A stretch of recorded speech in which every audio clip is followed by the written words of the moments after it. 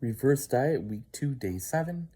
So this morning I weighed in at 150.6 pounds, and that put me at 9.1% body fat. I'll be getting a DEXA scan on this coming Saturday, and that'll give me a better definition of my lean muscle mass, my body fat percentage, my weight. But that's just what my Feelfit scale gave me for this morning. My macros for the week, I had 1,718 calories. That was coming from 120 grams of fat, 130 grams of protein, and then 27 grams of total carbs. I was having my pre-workout drink, and then for breakfast, I was doing a full keto brick. I was doing the Macadamia Madness brick, which is one of their I guess you could call it seasonal flavors. They release it like once a year or once every other year. It's primarily cacao butter and macadamia nut butter is the main part of this particular flavored brick. And then I did 2 1/3 scoops of collagen in a cup of coffee, along with all my vitamins and supplements. So that was breakfast. And then dinner, I did 8 ounces of 93.7 ground beef with a 1/4 teaspoon, just a little teensy bit of pork fat. And then my electrolytes for the week, I was at around 8,800 milligrams of sodium, 4,400 milligrams of potassium. So I kind of backed off a bit on the sodium and the potassium for the week. But I also did have my refeed. I did that on Monday, my ketogenic refeed meal.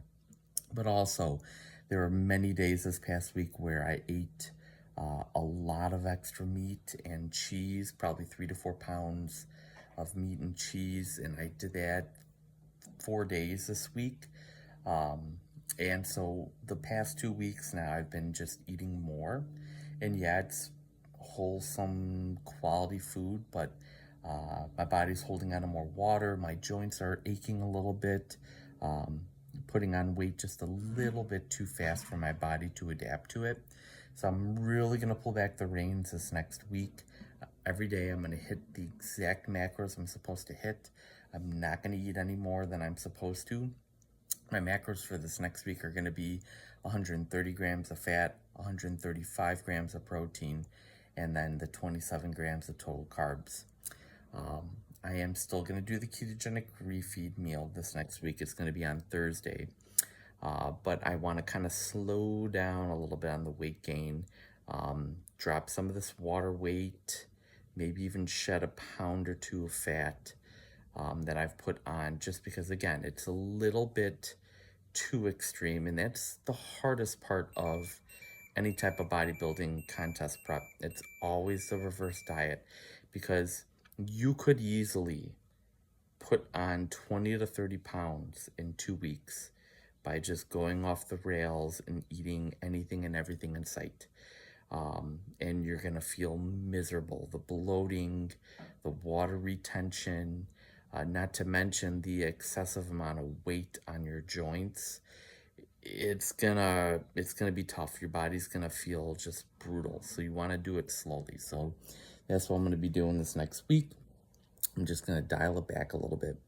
The one thing about eating a little bit more food is, yes, my workouts felt way better. Like pushing the weights around, I feel great again, and that has definitely been nicer. But I do have to remember, as I go through this reverse diet, every week should get incrementally better. So there's that. My sleep has been a lot better too. So that's also a nice thing, just to be able to sleep and not toss and turn and wake up in the middle of the night numerous times. So, well, that's it for week 2 of this reverse diet. Please keep it locked in here on my channel, and like and subscribe, and continue to follow along with me as I now go through this reverse diet following my ketogenic bodybuilding prep. And I'll see you all tomorrow for the start of the 3rd week of this reverse diet.